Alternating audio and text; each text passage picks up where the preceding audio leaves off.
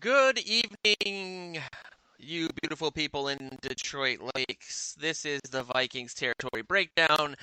I am your host, Joe Johnson, owner of the UFDA Sports Network, which includes VikingsTerritory.com, PurplePTSD.com, a new Minnesota hockey website, miniice.com, and if I'm being transparent, far too many other Minnesota sports sites launching here in the next couple weeks. I am here for the first time without Mr. Joe Oberly, my sidekick of many years. He is taking the week off, and so he is getting replaced and subbed in by Mr. Tim McNiff, who's been on the last few episodes of this show. I'd like to replace a baby, what I assume was a second, third generation, maybe fourth Irish American baby boomer with another Irish American baby boomer in Tim McNiff. How you doing, man? I'm good. I'm just like your permanent pinch hitter now. First it was Tice, and now it's for Joe. And these are. I mean, Tice was one thing. I had no problem with that, but I got to admit, I'm a little shook. Joe Oberly, those are some big shoes, brother. Yeah, you really have to be a certain kind of optimistic wet blanket that Joe is. He toes the line very well. That's the role that I'm looking for you to fill, because I am apparently, according to a lot of the comments and feedbacks on my articles these last couple weeks, depressingly invested in the Minnesota Vikings. So I don't actually, I'm not going to disagree with that one at all, to be completely honest with you. But there's some Vikings news that we'll get into. I think that what's nice about having somebody new to the network, which you've written your first two stories in the last couple of days, I would highly suggest people hop on to VikingsTerritory.com and check out Tim's first couple written stories. You and I are going to do a ton of video stuff moving forward as well. But what's fun about connecting with somebody like you is, getting your opinion on things that, again, I'm maybe a little too interested in terms of the Vikings and the NFL. And there's been a lot of talk about our neighbors to the east, the Green Bay Packers, after that game on Sunday, which felt very Vikings-esque, the way that game ended up winding down. You felt like 100%, wasn't it? I mean, is that take that you got? I know that you and I maybe disagreed a little bit about what Rodgers' legacy is moving beyond that game, which we'll get into. But I wanted your interpretation just on the game itself. Yeah, I just was watching those things. So end of the first half, Tampa Bay trots off their offense, and here comes their punt team. And then they bring the offense back on, and they've got a 4th and 8 from the 39, 8 seconds to go. They don't have any timeouts. They can't stop the clock. I mean, unless you get a pass in 7 seconds and the guy gets out of bounds. Yeah. So I'm thinking, okay, so the Packers have 3 defensive backs across the goal line. If it was me, I would have had Devontae Adams would have been the deep safety splitting the hashes. And then you got your 2 guys, near the line of scrimmage on the outside, and 2 guys behind them. So 7 of your defenders are basically keeping you from the sidelines and keeping you from the deep pass. And you're going to either rush 3 or rush 4. And if you rush 3, then you're leaving somebody in the middle of the field to stop some sort of hook and ladder. No, Green Bay's going to play man. It's like, how did that happen? How did they get put in that? This Mike Pettin, who is a very good defensive coordinator, how in the world does Green Bay get caught in man and Jeffy Miller or Joey Miller or what was Scotty Miller? Mm-hmm. Scotty Miller gets behind, their defensive back and catches a touchdown pass. I laughed, and I just kept laughing like a man, like delirious. And my wife is like, "What is wrong with you?" And I go, you don't understand how and this I put that on social media too. I said, "You don't understand how mind-numbingly stupid that was, what Green Bay just did." I mean, that is just your basic level Pop Warner football. Yeah. You just don't do that. And never let it get behind you. And I had a coach once say to me, especially late in the first half and especially the end of the game, and I'm like, "Coach, you could just stop it. Don't ever let a guy get behind you." If I'm the safety, I'm the deepest man on the field. That's just the way it is. And that Brady could throw such a lollipop and it could get caught for a touchdown pass. I said to my wife at the time, well, Green Bay just deserves to lose this game just for that. What Just do you right that there, what that do was you so attribute stupid. that to, though, as someone who has coached football and understands X's and O's better than I do, and is you know come through and won championships other than teams that you've coached. How does that happen? Because I feel like, LaFleur has gotten a lot of plaudits, especially this season, but there's been this reputation for him, kind of being slow on the uptake in regards to, making in-game adjustments. And I know that he's not responsible for that play, but that game really came down to the kind of the final minutes of, as you alluded to, the first half and the decision that LaFleur made on 4th and goal at the end of the game. Is that something that was just a brain fart by Pettine, do you think, or is that something that maybe the safety, there's a miscommunication and he bit where he wasn't supposed to? I mean, that was such a devastating blow. Yeah, the way they ran the route, was to create a one-on-one matchup. And I just think the Packers just didn't value Scotty Miller, nor would I have, but I would not have mattered. I would have played such a ridiculously soft zone, and I just would have been backpedaling. And all I'm doing is, like I said, somebody's near the line of scrimmage, but near the sideline, and somebody's 10 to 15 yards deeper than him, but near the sideline, and he got 3 across that back line. The only thing you can't do is give up a touchdown pass. And I just, it would have had to have been a jump ball situation. I just don't understand why Green Bay wasn't in that defense, but why they weren't, Yeah. I haven't seen it written about, because everyone is so hung up on Yep. the going for the It's 2 a really points with good 9 minutes point. to go. And And with going for the not going for the touchdown, but rather going for the field goal at the end that nobody's gone back to. Why in the hell were they in a man coverage defense with 8 seconds left on a 4th and 8 from the 39?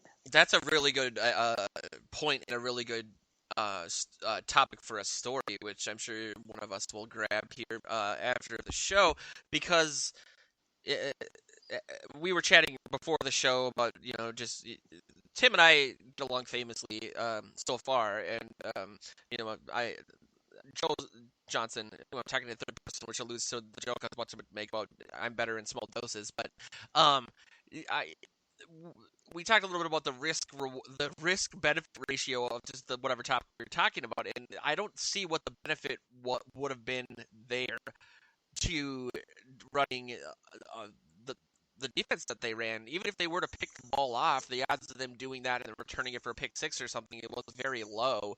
But yeah, it's astounding to me, and I feel like it ties in very well, because if there's one thing that Packers fans have increasingly done, it's been they've been very critical of the end of the Mike McCarthy and Ted Thompson era, the squandered opportunity of having, but arguably before Patrick Mahomes, the most talented quarterback in the history of the NFL. I'm not poo-pooing the fact.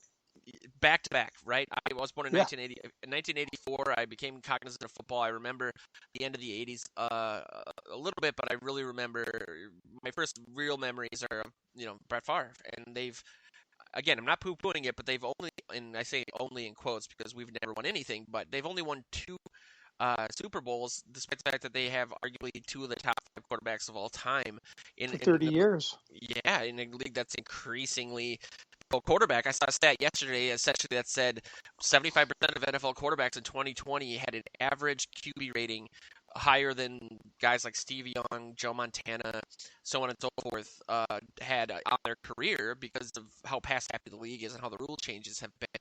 But I do think it's worth noting that LaFleur, I'm not going to say you lose an NFC Championship game, you're on the hot seat, but I can see the seeds being planted already. People saying why did they make those decisions that they did. Clearly, Aaron Rodgers was very vocal after the game about how many times did he say it wasn't my decision? It wasn't my decision. I get it. We had 3 timeouts. They ended up getting the 2-minute warning because of that weird slide that guy did on the kick return. But it was a very maybe not it's hard to say, but it feels very Zimmer-esque in the playing not to lose as opposed to playing to win and Yeah, going for it. it's You know, taking number knee. one It's league. 12 men in the huddle. It's all these things that, we're famous for screwing up. And we did, but now all of a sudden they go for 2 with 9 minutes to go and don't get it. And what was that about? And then to go at the end of the game, and you touched on it, so I'm going to go there. And just to make a minor correction, I've actually written 3 pieces and not 2. But you probably hated that one of the. I won't say which one, so you're only thinking of 2. Let's let people decide. They can tell us on social media which one they hated. But I did write a piece about Aaron Rodgers blowing an opportunity, fumbling an opportunity to cement his legacy. Yes. And here you have this franchise, which at the advent of television and they had Bart Starr, and Bart Starr led them to a couple maybe more than that, 6 or 8 or whatever NFL championships, and then he won the first 2 Super Bowls.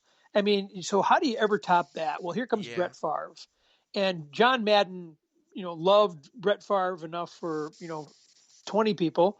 And I just gag all the time, and I love John Madden, but I mean, I just was too much of the whole Brett Favre business. I feel like if Brett Favre was an airline pilot, Madden would have taken that plane as opposed to taking his bus.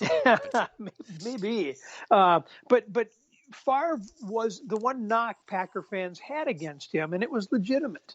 Was he would try to force things in, and sometimes he got away with it. It was amazing. And other times you were like, what was he thinking? But I vividly remember one time the Vikings were playing the Packers and they scored. And I remember saying to my wife, I was like super excited for like a second. And then she's like, what's the matter? And I looked at her, I go like, there's still 129. Yep. It's too much time. Yep. And he did it. He brought him right down the field and he beat us. So here you got this situation. And as I said in my piece about Rodgers, so now, you misfire on that 3rd down and he didn't run and he tried forcing the ball in and it gets knocked down.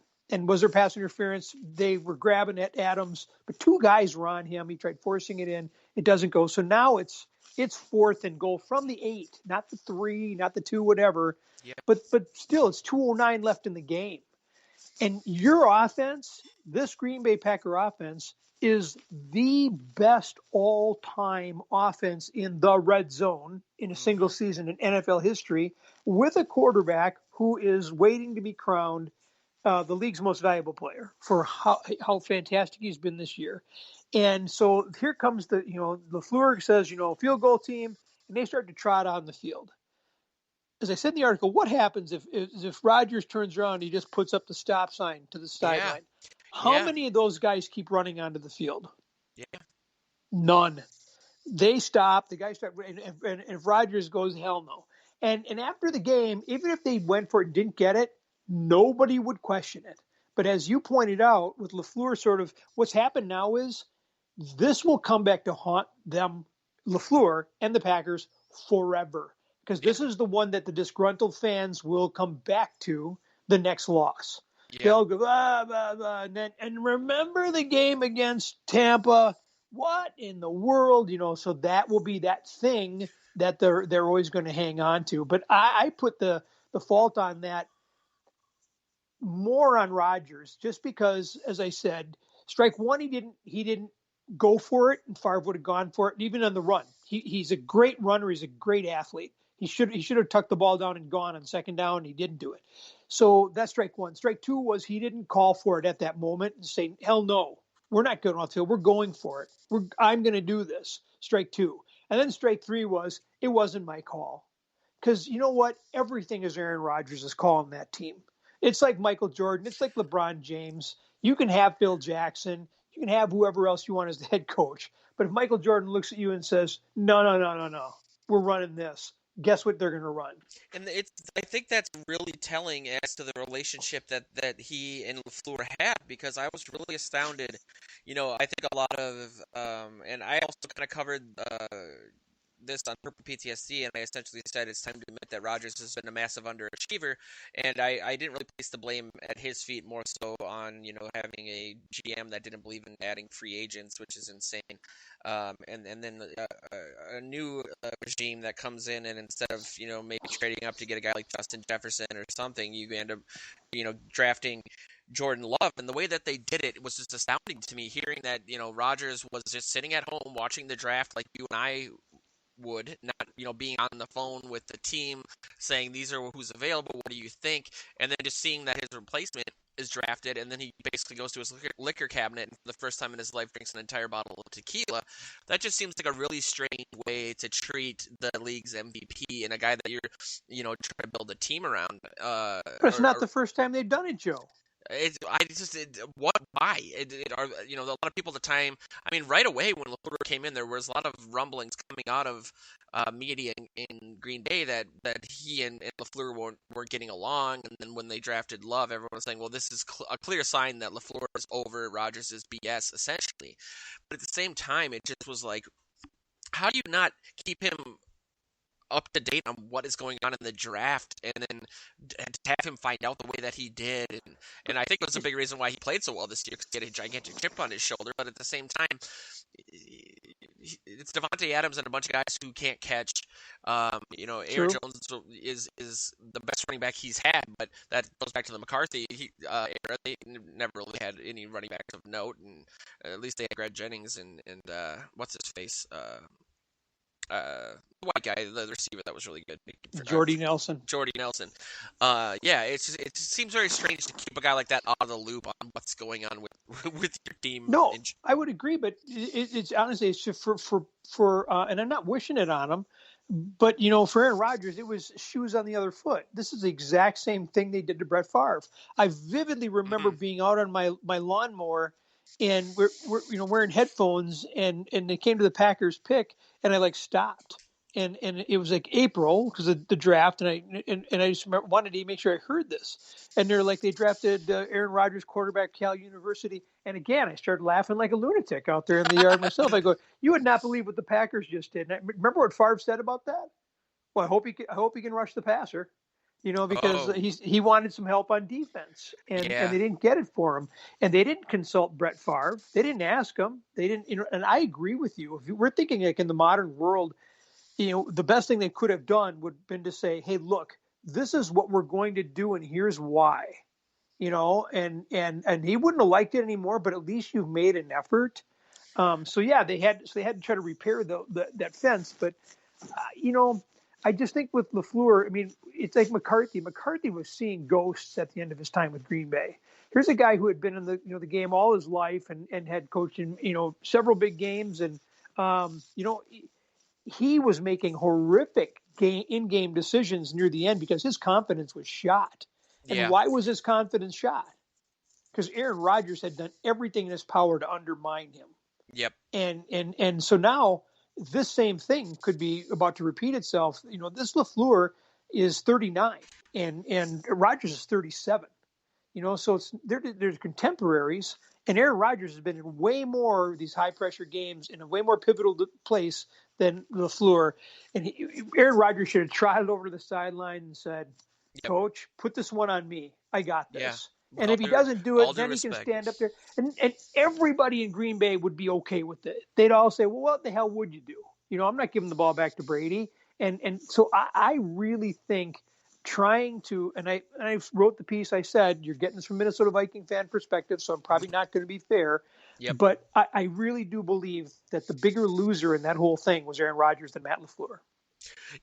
Excuse me. Yeah, it's funny because he was on, I think, the Pat McAfee show or something. I saw the headline this morning, and Rodgers essentially said he was happy about how the season went because it allowed him to shut up all the douchebags. And I feel like that's not the takeaway that I'm seeing in regards to his legacy, especially when you juxtapose it to a guy like Tom Brady, who has been a mainstay in the conference championship games since I was a sophomore in college. I mean, I know people hate Brady, and I understand parts of that. Nobody likes a successful guy outside of Michael Jordan. Everyone loved him, fan-wise. I mean, I know he was not beloved by a lot of people in the league itself, or by maybe his bookie, but um, looking at what Brady's been able to do and how he's been able to do it, I think that from a legacy perspective, whether it's fair or not, people are looking at, there was always this argument, well, Brady obviously is very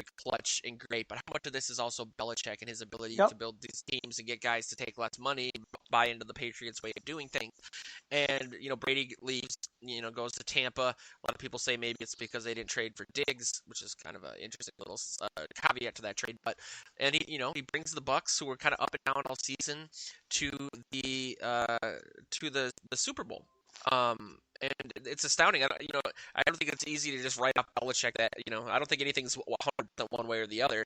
But I mean, it's. I think we're just used to Brady doing this, so we're not as astounded by the fact that it's his 10th Super Bowl. It's just, it's amazing to see what he's been able to do still. Yeah, no, it was a perfect marriage in New England. And for the people who do want to put, dirt on Bill Belichick, you have to remember how many veteran New England players opted to sit out this season. So this was almost like a wash for New England. They weren't going to compete, no matter what. So I don't think, Belichick suddenly forgot, how he does things or anything like that. But what was remarkable to me was watching Tom Brady throw 3 interceptions and 7 passes in the second half, because that I'd never seen before. I was like, oh, what is going on? He's got this whole game and he's literally imploding and trying to hand it back. So I think that you are looking at a guy who has put up remarkable numbers and led this Tampa team that was not a playoff team a year ago, even though they knew they had the good defense, just had Jameis Winston turning the ball over all the time.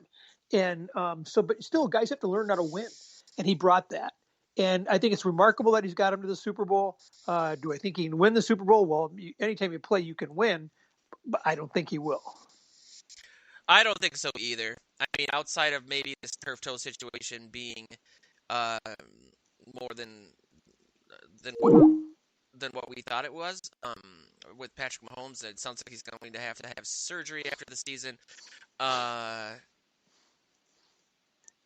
Yeah, I mean, I don't know. Brady, I don't think all those interceptions were on him. That one ball, it's debatable. 3 picks though. The defense kind of bailed him out in the second half. I put the agenda. Do you feel like Tampa deserved to win that game? And that's always kind of a hard, subjective kind of term. But I don't see how they could win this. I mean, it would be astounding, and it would be great for Brady to be able to ride on this after one season retire. What would make him 8-2 in the Super Bowl? Speaking of which, really quickly, Mr. Joel Oberly just joined us. What? On the call, out of nowhere, he just hops right in from Mankato. You can't keep a good man down. That's right. I had to call in. I only have one question. Did you already talk about the Packers? Did I miss it?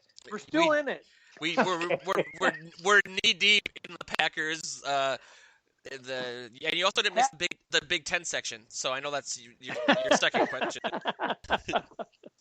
We're a half hour in and we're still devouring the Packers. So what do you want to add, Joe? Oh, I'm sure you guys have already touched on it, but I certainly said last week that my one wish was what happened. It was a fun game to watch from a anti-Packer standpoint because they got beat, and it was a very exciting game to boot. But I will say that Aaron Rodgers isn't going anywhere, but I will say that he deserves plenty of blame for not only not running the touchdown in, but not saying so afterwards. That's what I want to say about it. He should have said yes. Were you listening to the show? No. You and Tim are very much on the same page, it feels like, in that regard. Oh, really? Yeah.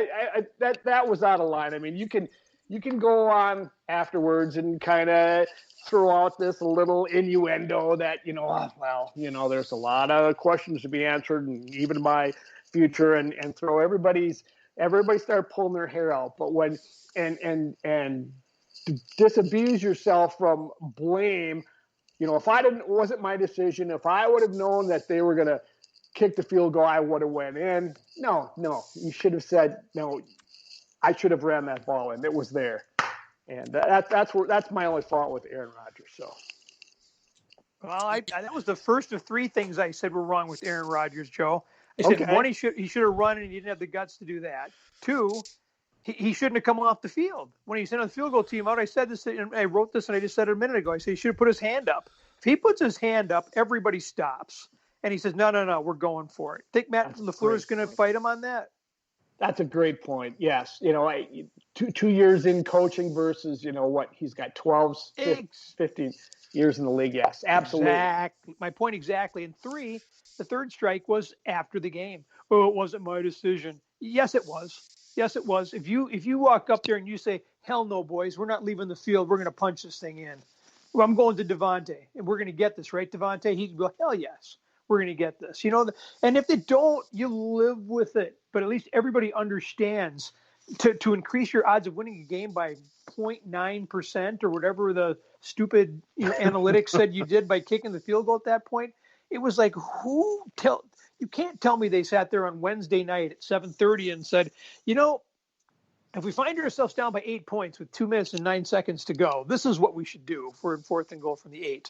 I just don't believe it. I don't buy it. You know what you know. You know who you have. You're the best red zone team in the history of the National Football League with the presumptive NFL MVP, and you bring out the field goal team. Right. That is Viking-esque thinking right there. And how about the other one more point, Joe? Sorry, is 3 passes forced into Davante Adams. The guy was getting double coverage with other guys running free that he could have, got closer on. He kept trying to throw it to Davante Adams to try to get there. And I know he's been your money all year, but all game long, it was the other receivers that were making hay with, and he was finding them, and he was throwing some great passes into him. That's on him too. That's a poor decision on his part, as far as I'm concerned. Well, I can see him throwing to Tanyan, but as Joe has pointed out in some of his pieces, and I agree with him on those other receivers, those Packer wide receivers who saw on the 2-point, they make some catches throughout the day, but man, they drop a lot of balls. That's true. And I always thought it would come back to haunt them, in the close games. You can't, it's very Troy Williams-esque, especially Valdez Scantling. He's a burner. That may be a little extreme. Yeah, I will tell you, and I've told you this story before, but my single favorite headline of all time, and I wish I could find it so I could get it tattooed on my lower back, it was the Pioneer Press, and Troy Williamson was out in the offseason at Myth Nightclub in Maplewood or wherever, and he got punched in the face by one of the bouncers, and the headline, I'm kind of paraphrasing it, but it basically says, Troy Williamson finally catches something, a punch, and I was like, that is just best thing ever. But yeah, I mean, it comes down to the argument of why draft Jordan Love, why not draft somebody, that could be a 1B to Davante Adams, because as we saw even earlier in the season when they played the Bucs the first time, and even when the Vikings beat them after the bye, if you can shut him down, even if that means 3 short touchdown catches, that offense doesn't operate as well. I do think that also losing Aaron Jones in that game was a big blow. But right before you called in, Joe, we were talking about Tom Brady's legacy and whether or not the Bucs have a realistic chance to beat the Chiefs in the big game. And I was wondering what your take was on kind of those two topics. Well, Tom Brady's going to burnish his legacy this week with just another Super Bowl loss next week. This is my opinion. I don't think they have the firepower to stay with him. And after what we saw from him this past week, while he had a great first half, what a terrible second half. Some of those passes, at least 2 of those picks were on him. And, the end of the first half, the pass down into the end zone was phenomenal. That was a legendary quarterback, saying, okay, this is what I got time to do. This is what I'm seeing.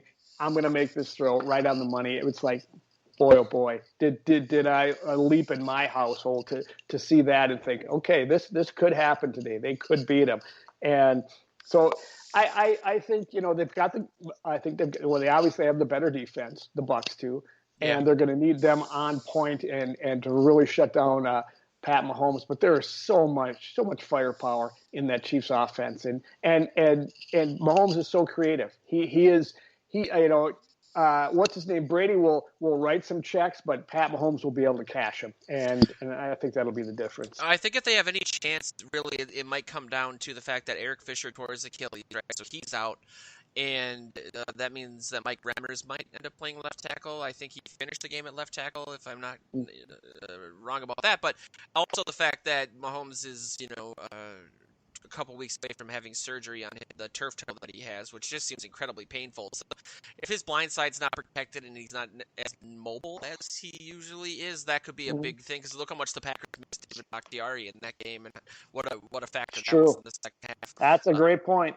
Well, I'm thinking back to last week's show, and I just remember somebody bringing up Clyde Edwards-Helaire and saying if he comes back, what a difference maker he would be. And then seeing him out there in the end zone.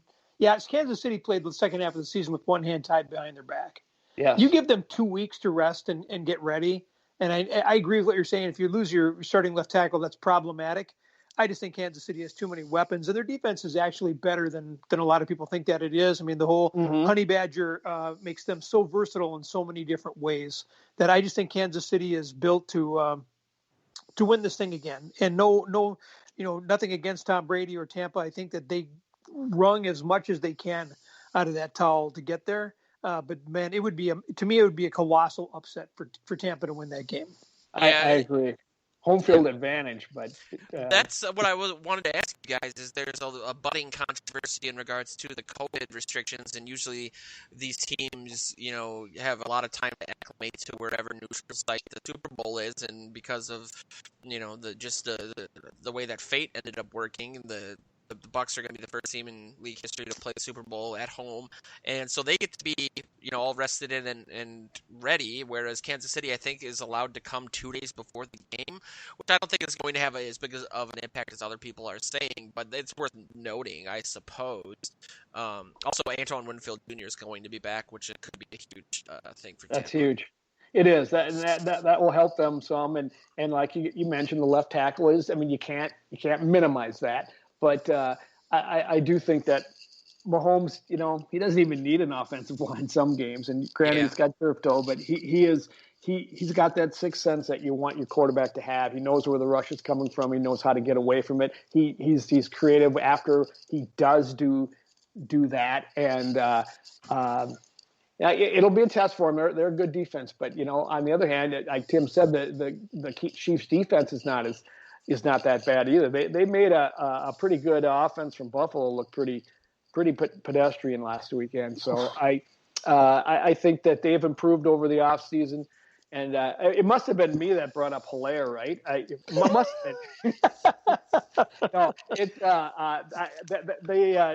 having them both in the backfield, and I think what's his name, Le'Veon Bell, will be healthier this week too. That's a huge deal for them, and that just gives the Bucs defense something more that they have to pay attention to. Joe, I think you're thinking of Le'Veon Bell from like 2012. Le'Veon Bell is not what he once was. He's a 3-back. Damian Williams is the 2, and that's and true.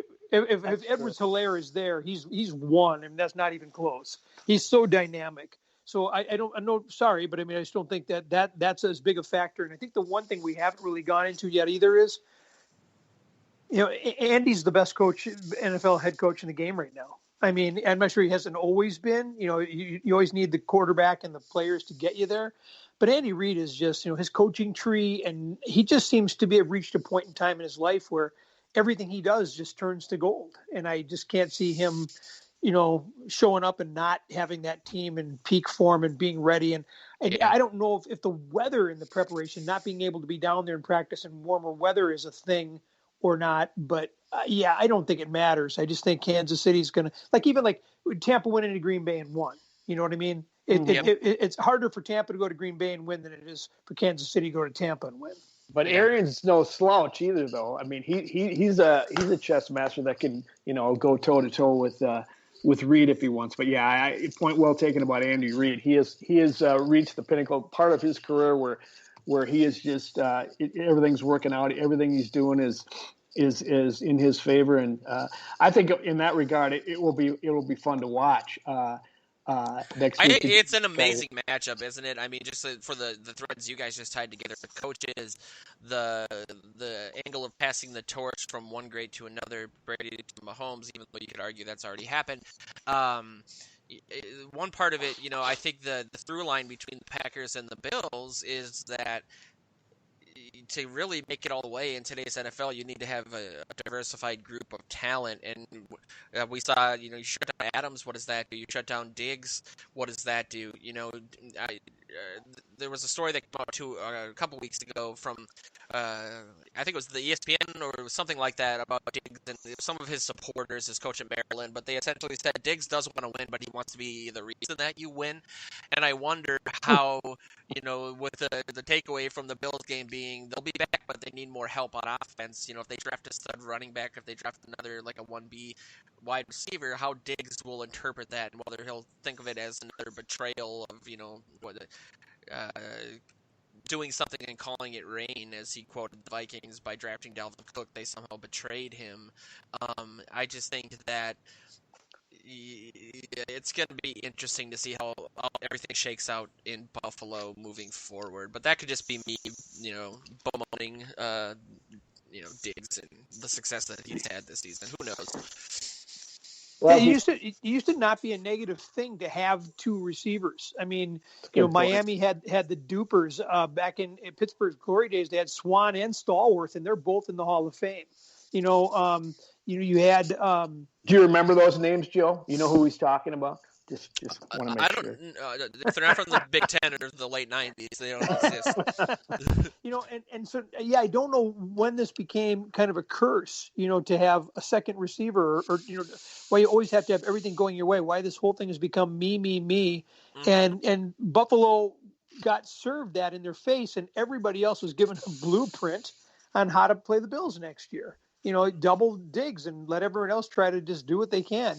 And the most ludicrous part of this, and bringing it back to our team, is this conversation that Kyle Rudolph had with Ben Lieber, this past week. And he was asked about, well, no, I'm not going to take a pay cut, and I don't want to be here if I'm just going to be a blocking tight end.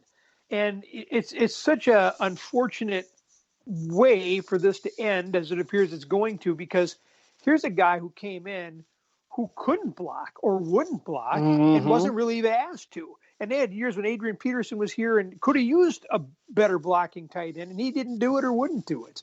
And so he really, in the last couple of years, made himself to where he is a very serviceable, if not dominant, blocking tight end, which I really respected the heck out of. And then you got all the stuff he did in the hospitals and all the rest of it.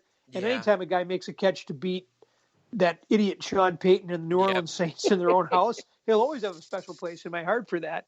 But you can't not look at what the Vikings are doing in terms of Irv Smith and in the other younger tight ends and say, this is a natural evolution of the NFL. I understand it. I may not like it. I may think I have more in the tank, but he's handling this the wrong way. He's going to, yes. He's going to end his career. If I can just finish my thought, he's going to end his career with another team. He'll get 1 or 2 more years, so very pedestrian things, and he'll want to come back here and be part of this community. And this is not the way to go out. It's interesting because the way that he positioned his argument was essentially to shade Diggs by saying, they came in when Kubiak got here, they wanted me to block more, and I did that. And I think maybe he was saying I've been a loyal foot soldier and I didn't complain, or I didn't go on social media and force my way up because my production was, and thus my marketability was hurt. I was a good teammate. But now he's essentially saying, that having been said, I don't want to do it anymore. And so he's insulting Diggs for doing it while also positioning himself for the argument of saying, I'm going to do something that I clearly... doing the same thing. Exactly. It comes down to what you're looking for, because it's hard for me to see this with Kyle Rudolph, who's just a prince of a guy and always has been, and has been a good foot soldier, as they say. But take a look who was playing football last weekend and doing a lot of blocking for the Tampa Bay Buccaneers at tight end.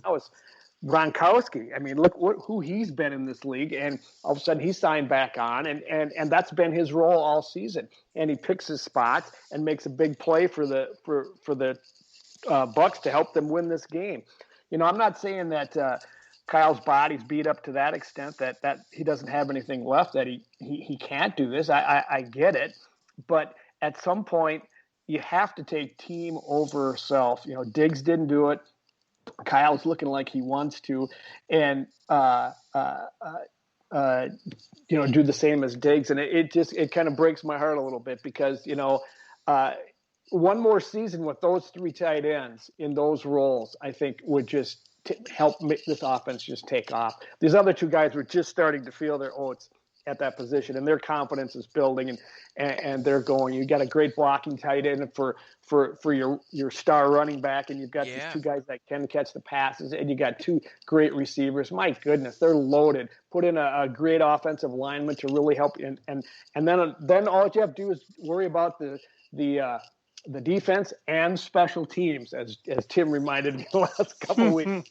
And so, it's kind of a shame. It's, that it's happening. But, like you just said, Tim, and I just heard Ben Lever say on the radio as I was driving up that, he's gonna stay living here. Who doesn't want to stay and raise their family in the Twin Cities, and especially the off the field reputation Kyle's built here. So we'll try to figure out how to make it work here, but it may not be in the cards, I guess. Yeah, there's no way. I mean, and it's not the Vikings' fault, and it's not his fault. It's the economics of the game. Because of this whole virus, and because they haven't had the fans in the stands, they're going to have to reset, the cap much lower than it was ever projected to be. And the Vikings are going to be over that number. So we're a lot of teams, and there's going to be a lot of veteran players on the market. That's just a fact. I don't know. We talked about this last week, but it seems like a completely avoidable thing if the owners were just to say, let's eat the lack of the lower profits. I'm sure they're still turning a profit, but it's gonna throw a lot of people's multi-year team building strategy out the window. It's gonna make a lot of veteran guys available. It might make a lot of guys retire that otherwise wouldn't.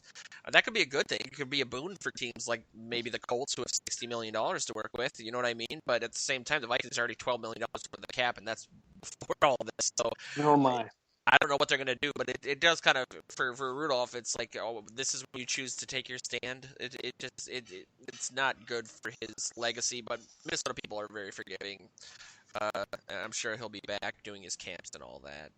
But it's a head scratcher. I mean, I don't know. How do we cover these things as members of the media?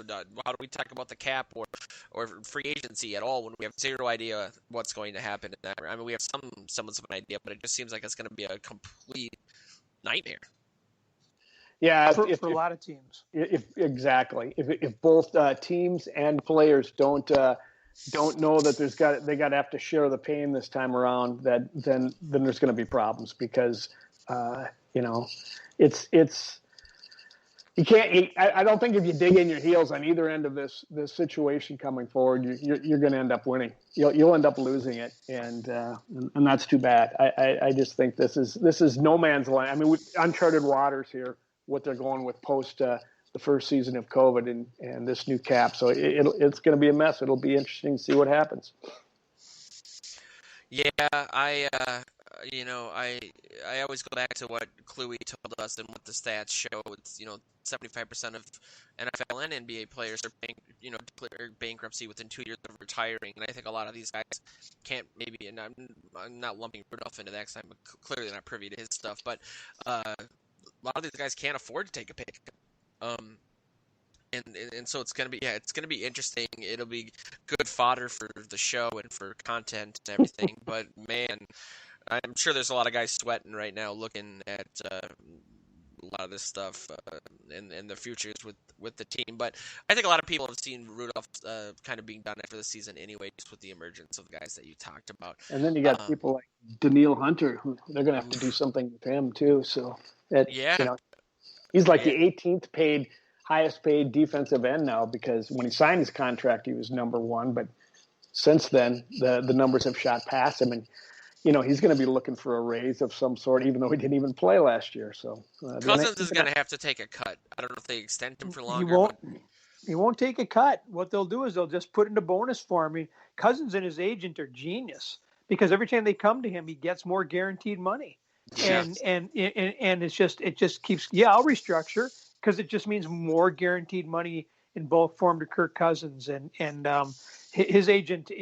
That's if any of us were lucky enough to somehow magically be NFL football players, we would want that agent because he has done well by Kirk. I'll tell you that. And he's done well by the league. I mean, every quarterback that restructured their deal after Cousins should be sending that guy an edible arrangement because he changed the way that the league does contracts. ... for quarterbacks. I'm gonna have to get his contact info after the show. Man, I mean, of all the topics that are out there, and I know I spun the last one, so allow me to, if I can, just pivot again on this because we haven't touched on Matthew Stafford yet. Yeah. And there's all these potential landing spots for Matthew Stafford, but the one thing I haven't heard is why wouldn't the Lions call the Texans and just go, look, we want to get younger at quarterback. You want to get out of that contract, and he doesn't want to be there. We could give you a guy who's ready to go. And maybe they sweeten the pot with the pick or something like that too. But the Lions, unless you're going back in the draft, what are you going to do at quarterback? Unless you want this to be a total gut job. But I haven't heard that scenario brought out by anyone. But it seems to me that, for what they're asking for, it sounds like they want 3 first-round draft choices or 4 first-round draft choices for Stafford. And I'm like, what? Yeah. Well, I thought you meant Deshaun Watson. What? Yeah, wow. No, the Lions are trying to get into that too. And because I think everyone thinks that, everyone. I believe that if you put Deshaun Watson on Indianapolis, they get a lot better. But I believe if Matthew Stafford gets on Indianapolis, they're a legitimate number 1 threat to Kansas City in the AFC, and probably to me, on paper, the number 2 team in the NFL. Stafford over Watson? I do. I mean, if I was starting a franchise because their age difference and their injuries and the rest of it, no, I'd go Deshaun Watson. But I like, and probably maybe more than a lot of people do, but I like Matthew Stafford. I think that Matthew Stafford had been in a different situation. We're talking about his NFL career and legacy in a lot different terms. Yeah, he goes over there with Frank Wright, who can really put together an offense. And that team that's really is just looking for maybe to get to the next level with somebody. They got kind of there with Phillip Rivers, but not quite. And they had a great season. But I wouldn't argue with that Stafford couldn't move them up a notch even higher because they've got a lot going on there. They got a great offensive line. I think their defense is pretty good. Yep. And a great coaching $60 million under the cap. Yeah, Joe pointed out they're huge under the cap, so they can add beyond that. But supposedly the Colts, the 49ers, the Washington football team, the Bears, Carolina, the Rams, Houston, Las Vegas, all interested in Stafford. I could see that, and I think it affects a lot of things. I think it trickles down to the Vikings. I think it might affect some of the choices these teams make in the draft, depending on whether or not they're trading some of maybe those picks for a guy like Watson or Stafford to a team that then would need to use those picks for one of the top 3-4 quarterbacks. Remains to be seen, I guess. I know, Tim, you wrote a story about Fields and if he dropped to the Vikings, whether or not they should take him. And I've never seen such a polarized response from people. I was looking at the Bleacher Report comments. There was like 150 within an hour, and they were either very vehemently yes or no. It was like right down the middle. I'm in the school of thought that no, I think they could shore up the offensive line. As we saw, the line graded out as the 29th best, in quotes, unit against the pass rush this last season, which means it was worse than the 2018 or 2019 lines, which were pretty terrible. I think it's Vikings, like Joe alluded to earlier, are a good offensive line away from having the best offense in the entire NFL. I mean, what they accomplished, considering the restrictions that are almost inherent in this offense, considering they refuse to correct them. I mean, look at Mike Remmers, what he's done in Kansas City, because they moved him back to, I don't know, his natural position, as opposed to forcing him to play guard when he's done it before. I think all of this may end up benefiting the Vikings in a couple different ways. These quarterbacks shuffling around, and I'm interested to see what happens. But then again, 49ers get a good quarterback and stay healthy, they could be a problem for many years to come. Mm-hmm. And does that mean there's legitimate interest in them in Cousins? And because honestly, if I'm Spielman and if Stafford does go to Indianapolis and the 49ers lose out on him, because I think that they apparently would like to have Matthew Stafford. If they lose out, just go, hey, Indianapolis just gave up 3 first-round draft picks for him. We'll only charge you 2 for Kirk. Do you do that deal? Mm. Yeah, only if Joe Johnson is their general manager, then because he'd all I've asked. I've always said I would be like Matt Millen, but worse, just wide receiver. But yeah, I don't see that happening, because I think if anybody knows how hard it is to find consistent quarterback play, it's Rick Spielman. He's tried Ponder, Teddy, Josh Freeman. I mean, look at all the guys that have been here since Spielman was a part of the triangle of authority or afterwards. It just, us and the Bears, we can never really get anybody that's sub 30 at the position. So I don't really see that happening. But I don't know. I thought if they were going to go into a full rebuild, it didn't make sense to keep Cousins last offseason. But I do think that this offense is a good, or even just a mediocre offensive line away from being really, really dangerous, especially if they decide to air the ball out a little bit more and stop being so risk averse.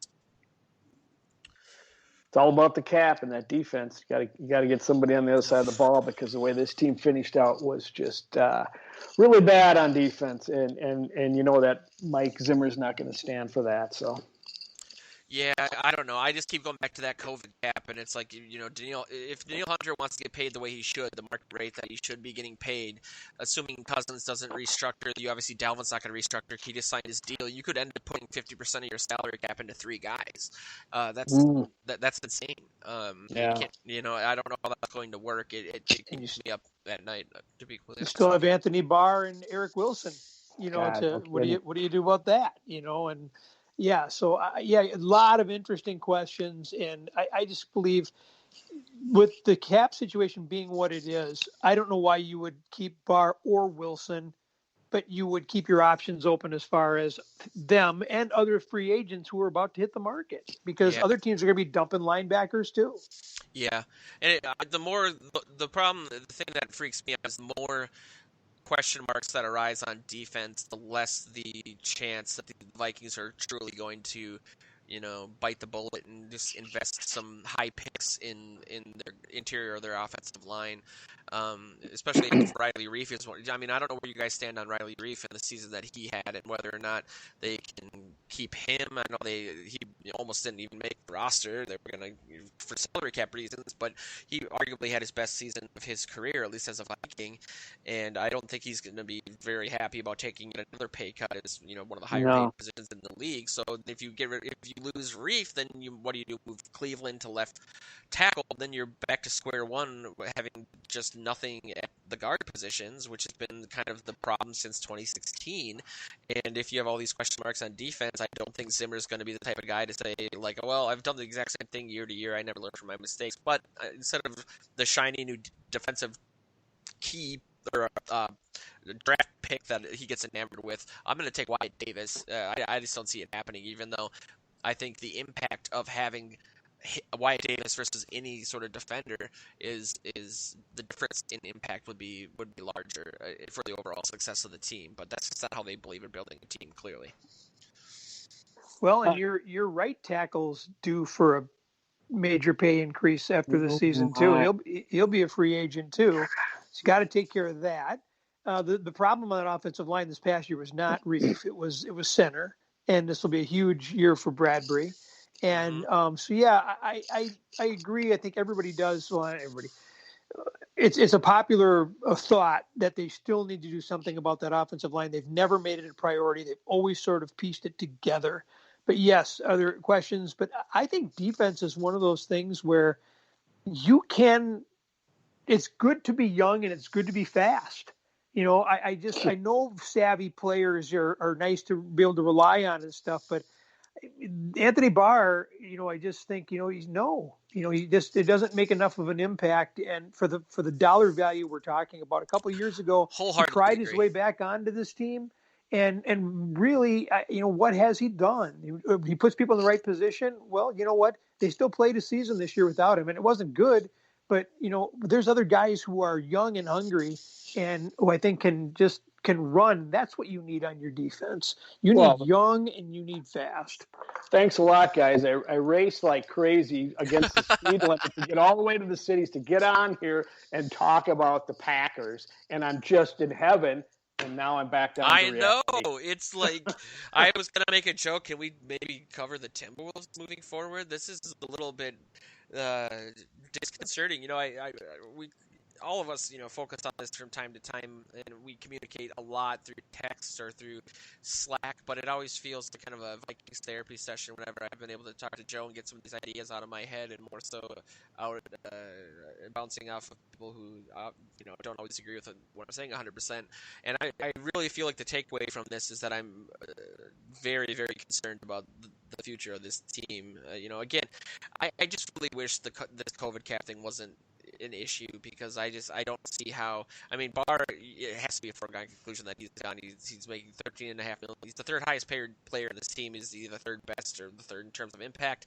Zimmer might say so because he asks him to do all these things, and I'm sure Barr will go somewhere where they run a 3-4, and he'll have some Khalil Mackian type resurgence, where he's just eating quarterbacks for breakfast, and we'll all get upset about it like we did with Xavier Rhodes. But it's I think the idea that a lot of fans have that it's like, well, just by virtue of time, with a lot of these guys getting healthy, the defense is going to be this much better, or Michael Pierce will be back. But I don't think, Anthony Harris is gone for sure.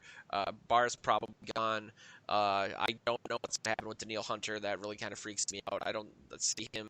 It's a weird spot because it's the worst possible time for him to try to restructure his deal from an injury standpoint, but also from a COVID standpoint. So does he hold out because he feels like he's underpaid? And look at what happened to his neck. He needs to earn as much money as possible because you never know. He can't sit for 2 years in a row.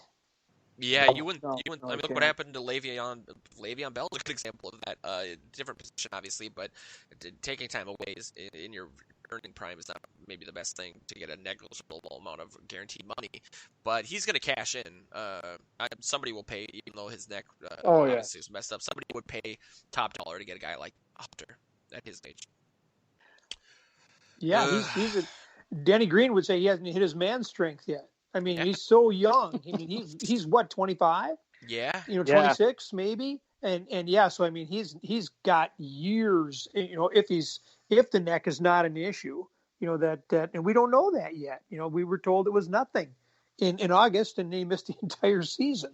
I saw an article from 10 days before the season started that said Zimmer optimistic that Hunter will play week 1. It was like, what? Subterfuge. But yeah, it's the takeaway for every show is panic, I guess. It's time to panic, everybody. But I'm sure they'll figure it out. I have a lot of faith in Spielman and Brzezinski from that perspective, at least. See? Positive about it. Yes. Well, we'll see. So, yeah, we're already panicking. We haven't even played the Super Bowl yet. So we don't have to worry about the Packers winning it. So all is good. Yeah, or Diggs either. I think things turned out as good as possible for us Vikings fans. I think that's a good place to put a pin in it for this week. We like to bring you down and then boost you right back up so you can, hearts humming, go into the world and Detroit Lakes and talk sports. keep an eye out on our sites these next couple of weeks. In particular, we have a lot of really cool stuff coming, both in terms of content and new sites and new angles and new features that have been in the works for a really, really long time. So we're incredibly excited to announce some of that stuff. And check out VikingsTerritory.com. Check out PurplePTSD.com. Follow both Mr. Oberle and Mr. McNiff on Twitter at Joe Oberle, Oberle, and at Tim McNiff 1, the number 1. You can also follow me at VTPTSD if you want to get a sarcastic tweet once every 45 days. But this has been the Vikings Territory Breakdown for the 27th of January 2021. We'll catch you guys next week. And Skull, I guess? Question mark?